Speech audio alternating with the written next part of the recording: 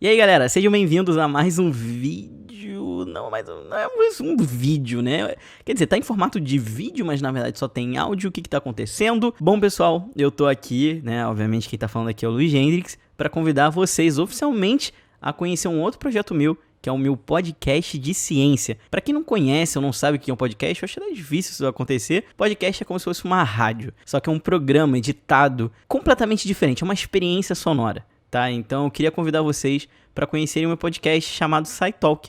O podcast SciTalk, quando eu vou tentar vender ele às pessoas, eu digo que ele é o podcast de ciência para quem tem pressa. São podcasts, episódios de até 10 minutos, falando sobre assuntos científicos complexos de uma maneira muito acessível. Então, meus queridos inscritos e futuros ouvintes, eu espero, sem mais delongas, fiquem aí com o episódio final da primeira temporada do SciTalk sobre o tempo. E eu vou ficando por aqui, até o próximo episódio do podcast, o próximo vídeo. Valeu, tchau!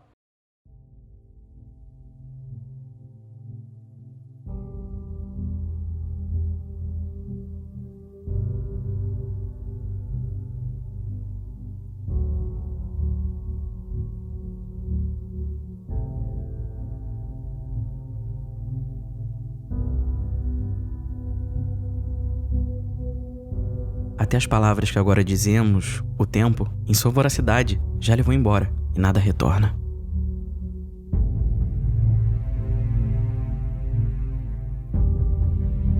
O que nós somos? Nós somos o tempo. Nós vivemos nele, como peixes na água. Nossas vidas são arrastadas pela projeção de segundos, minutos, horas. Vamos mergulhar no tempo, nesse tempo que é nosso e infinito. O 10º episódio do SciTalk, último da primeira temporada, começa agora para contar as origens do tempo e de como ele é a base para as nossas vidas.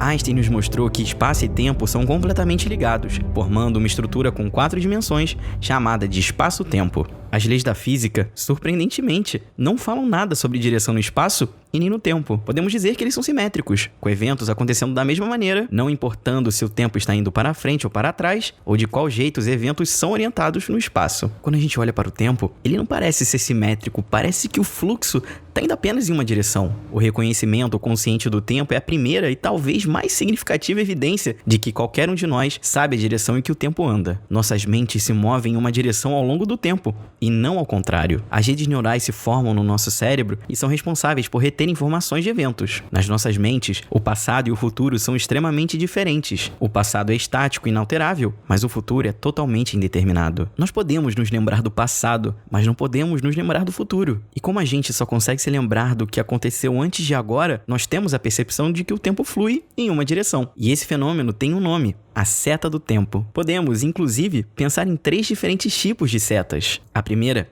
é a seta cosmológica. Esta é a direção que o universo está se expandindo. Em segundo lugar, nós temos a seta da termodinâmica, que é onde a entropia, uma unidade da termodinâmica que representa a desordem, está sempre aumentando. E por último, e não menos importante, nós temos a seta psicológica, que basicamente diz que nós podemos nos lembrar de ontem, mas não de amanhã. Para entendermos o tempo, precisamos compreender com mais detalhes cada uma dessas setas. A seta da termodinâmica diz que a desordem sempre irá aumentar, da mesma maneira que a energia dentro de um sistema disponível diminuirá. Pense em um copo de vidro intacto e um outro completamente despedaçado, quebrado e fragmentado. Esse último está em um estado desorganizado, ou seja, a entropia está aumentada. Os sistemas do nosso universo passam da ordem à desordem. Essa é a propriedade que define a direção da seta do tempo. Mesmo que a gente afirme que as leis da física são simétricas, o copo quebrado é como nós podemos facilmente distinguir entre um filme que foi apresentado para frente ou ao contrário. Se nós assistirmos um filme de um copo caindo da mesa e se despedaçando no chão, nós saberemos que o filme foi apresentado para frente. Já se nós percebemos que os pedaços de vidro estão se juntando e formando um copo intacto em cima da mesa, sabemos que o filme foi apresentado de trás para frente, já que isso nunca aconteceria na vida real. Agora, vamos falar da seta psicológica. Como eu disse anteriormente, nós percebemos o tempo fluindo em uma direção,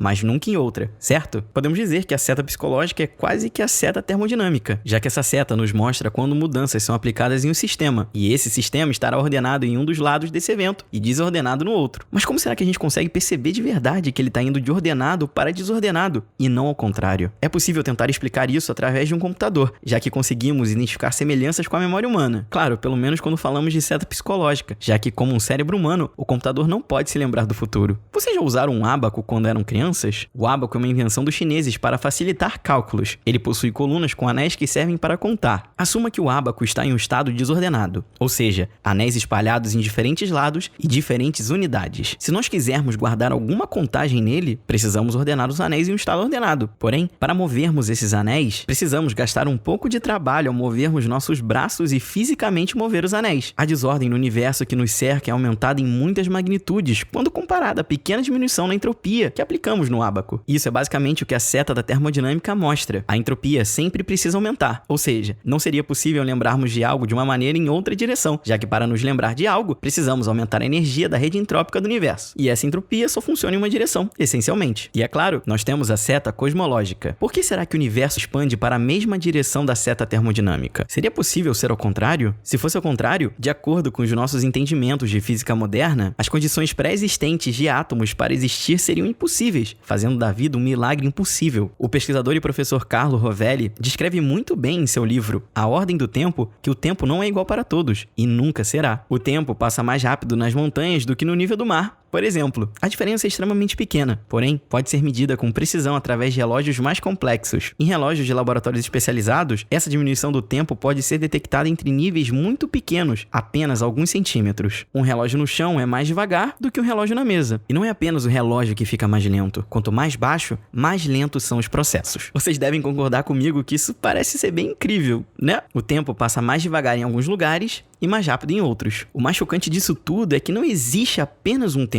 O tempo é uma legião. Diferentes tempos para cada ponto no espaço. Ainda com todas as explicações científicas, muitas perguntas ainda estão em aberto. Somos nós que existimos no tempo ou é o tempo que existe em nós? Seria o tempo apenas uma espécie de ilusão gerada pela forma limitada como percebemos o universo? Ainda não sabemos, mas talvez essa seja a forma errada de pensar. Em vez da gente se perguntar se o tempo existe como uma propriedade fundamental, talvez ele pudesse existir como uma propriedade emergente. As propriedades emergentes são coisas que não existem em partes individuais do sistema, mas existem no sistema como um todo, como o exemplo clássico de que cada molécula de água individualmente não contém uma maré, mas o oceano como um todo, sim. Por exemplo, um filme irá criar uma imagem temporal utilizando imagens estáticas que parecem mostrar uma mudança fluida e contínua entre elas. Quando essas imagens acabam passando, nossa mente acaba detectando a passagem do tempo a partir da sequência das imagens estáticas. Nenhum desses quadros individuais do filme muda ou contém a passagem do tempo. Essa propriedade acaba aparecendo de forma como as partes são passadas juntas. O movimento é real, mas também é uma ilusão. Será que a física do tempo, de alguma forma,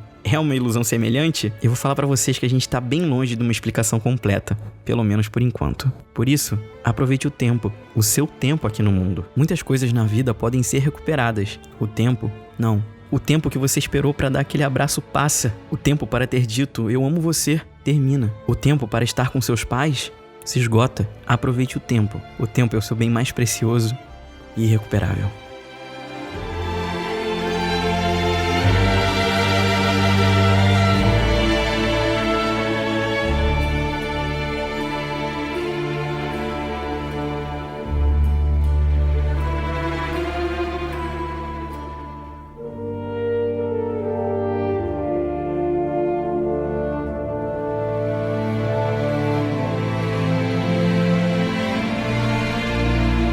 Se mais docemente que Orfeu, que até as árvores comoveu, tocasses a lira, o sangue não voltaria à sombra inútil. Duro destino, mas menos árduo se torna ao se suportar tudo que é impossível fazer retroceder.